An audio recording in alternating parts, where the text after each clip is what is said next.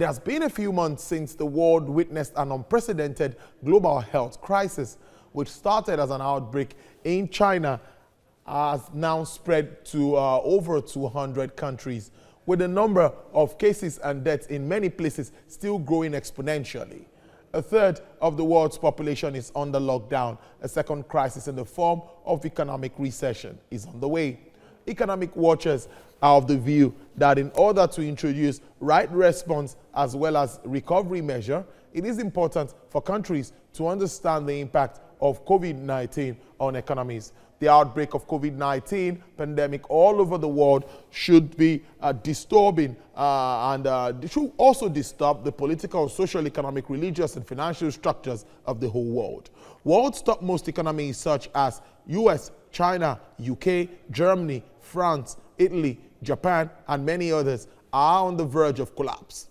Stock markets around the world have been pounded and oil prices have fallen off a cliff. For instance, the lockdown has restricted various businesses such as traveling to contain the virus. Consequently, this business is coming to an abrupt halt. Keeping in a view of staggering situation, G20 nations called an emergency meeting to discuss worsening conditions and prepare a strategy to combat COVID-19 as losses could be reduced. The spread of the pandemic is picking up speed and causing more economic damages.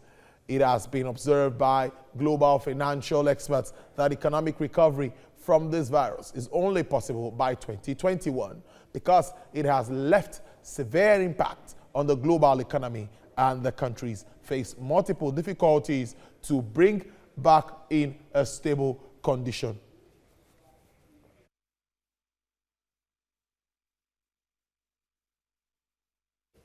I have the immediate past Director General of Abuja Chamber of Commerce and Industry, Dr. Chijioke Ekechukwu. He joins me now via Skype from Abuja for more. Dr. Ekechukwu, it's great to have you join us on the show. Thank you very much. It's my pleasure too. I am worried. I'm really worried. Europe almost facing recession. Germany, economy looks fragile. Italy, Argentina, I can go on and on. What happens to Africa's most populous nation? We are obviously facing or going to face a major economic downturn, which obviously will give us a global recession. When this happens, it should give everybody need to worry, just like you said, you're worried. I am also worried because there is no single person anywhere in the world that knows the impact, the extent of impact this is gonna have. Right now, the effect of the pandemic is still increasing. Countries are still locked down, and economies are locked down in the same vein. Unfortunately, you see, virtually all the sectors of the global economy have been affected, except a few sectors, of course, like the telecoms, like the IT world, or the digital sector or industry. Otherwise, every other sector has been so affected. So the contributions made by these various sectors to their various economies have been eroded completely and depleted. So to that extent, everybody has to be worried. The extent of the level of unemployment that is being created right now and of heavy decline in the GDP of other countries should actually make us worried. Individuals, companies have been shut down. Many companies have laid off many of their workers, and this is even worse in many developed countries than in Africa right now. A lot of people have lost their jobs. So this should actually worry us because we don't even know the extent this is going to go. Doc, let's now look at a United Nations Conference for Trade and Development Agency. I know they are not the only ones now. We've had IMF, we have all of them coming out with figures. More than 4 trillion naira now estimates when it comes, and maybe more because it's still on. We don't know. There's no vaccine at the moment, so we don't know what's happening. Now, some say government could spend through this time to a little bit reduce the effect of this meltdown. Do you take that as the way to go? There are so many things an average government can do, especially a government like ours. Granted, there are two major things affecting ours. Apart from the fact that we are being affected by the effect of COVID-19, we also affected by the price of global price of oil, crude oil. Now, these are two major things that are hitting Nigeria at the same time. We are actually going to be concentrating on making sure we have stimulus package sent to various major sectors that are going to be resuscitating the economy or sustaining the economy right now. Right now, we're going to be talking about sustaining the lives of people through feeding, and of course, through providing the basic needs. So there has to be stimulus packages in these areas, which must be provided by government. I know that government has, through the CBN, announced a few figures that will stimulate the economy through the SMEs, but talking about 50 billion naira into the economy, it's not going to go anywhere. If you consider the number of people that have applied for these funds, you know that 50 billion naira is not going to go anywhere. So we'll be needing far more than $50 billion, naira, to be able to start doing something. And we need to take sector by sector to identify the major players in these sectors and to give them certain stimulus to be able to work again. The aviation sector has been heavily affected. Entertainment sector has been heavily affected. The schools and many other manufacturing sector, all these sectors have been affected. So the amount of money being mentioned cannot in any way go in reducing, in creating palliative for the sectors that have been so mentioned. Having said this, the government should obviously look at the areas of reducing a lot of cost of governance, like we keep mentioning. Cost of governance has to be reduced in such a way that we have to concentrate on the basic needs that will keep people alive right now. And providers of such services like the agricultural sector, the government should ensure that we give them enough to be able to keep providing food, so that even if the economy continues to drop, we should be able to have some food to eat. There are some of the policies that CBN, in the process of trying to solve, will obviously affect the other monetary policy, parts of monetary policy adversely. For example, you could see that the exchange rate is increasing, the inflation rate is increasing, and there is every likelihood that interest rate is going to increase. Now, if this happens, you will see that that is affecting the other aspect of monetary policy that CBN has been trying to control, which is the inflation rate. You know, so what needs to be done is probably right now is to avoid the inflation, the effect on inflation rate, and continue to ensure that the economy even remains alive right now, in order for us to continue resisting as a country. Otherwise, like you said, we're going to be having the global economy, and in fact our own economy, recovering far after, towards the end of next year. And if it's not next year, of course 2022. So it is not just a joke.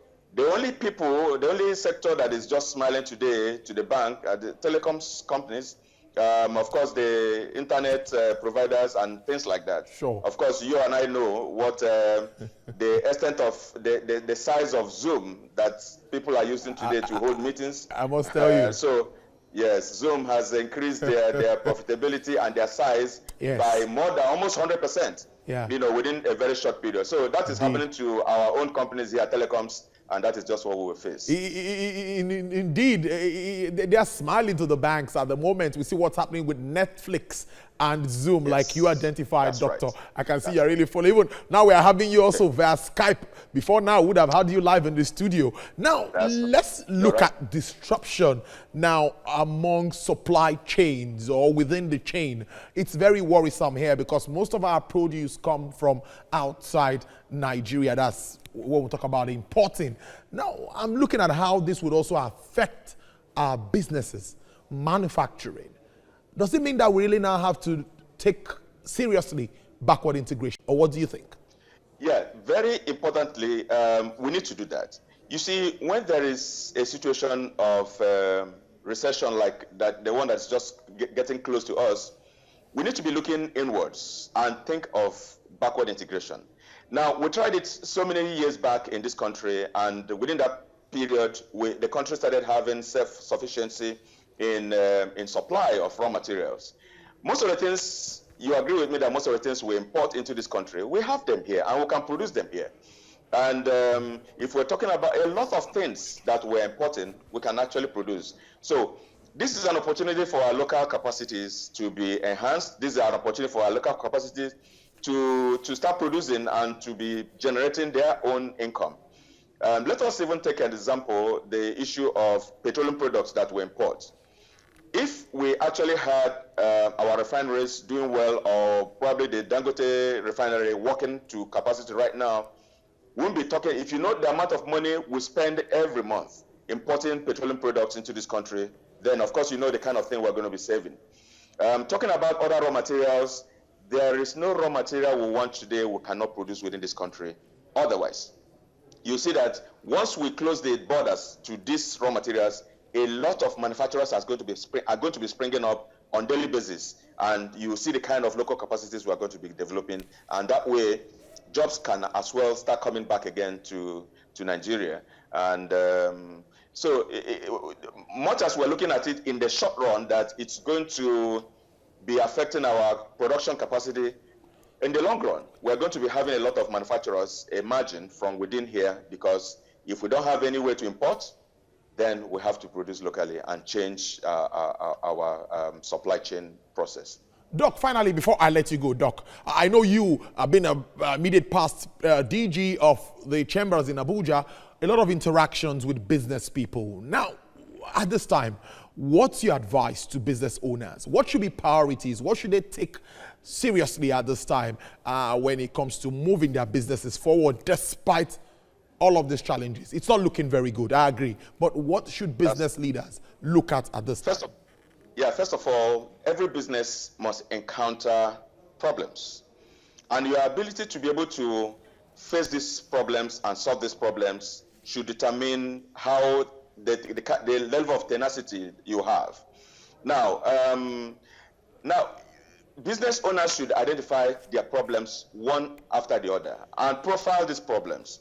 If your problem is coming from funding and financing, you have to identify where you're going to go to. CBN is offering this through the NISEL microfinance bank, so you identify that aspect as having a solution. If your problem is coming from raw material supply, like I said, we can have backward integration and start thinking of how to get this thing supplied within the country without spending your hard-earned foreign currency. If the problem is coming to do with the number of staff you have, I usually, one thing business owners do is just always in a hurry to lay off staff. It's not true. They have to ensure that these staff also have families. They have to also know that these staff have families and also have to contribute to whatever thing happening in the company. Let them look at other avenues of reducing their costs and making sure that their cost profile is heavily reduced. Just like our country too, we have to make sure that our cost profile must be reduced. It is no longer business as usual. So if your business ensures that people must come physically, of course, it becomes obvious that you have to do online marketing, online supplies, Indeed. Online delivery of goods and services. People are already doing that just to remain in business. The other day we saw a high-ranking hotel in Lagos advertising that they can supply food, their food, to various homes and offices, and people laughed. If this thing can affect this heavy hotel in Lagos, then that means everybody should be running helter-skelter. So what we need to do is just to know that these are problems that we're going to face, but they also have solutions, and we need to find the solutions quickly in order for us to remain alive. Let's leave it on that optimistic note. We must find solutions. Dr. Ekechukwu Chijioke is the immediate past Director General of Abuja Chamber of Commerce. Thank you very much for your time on the show.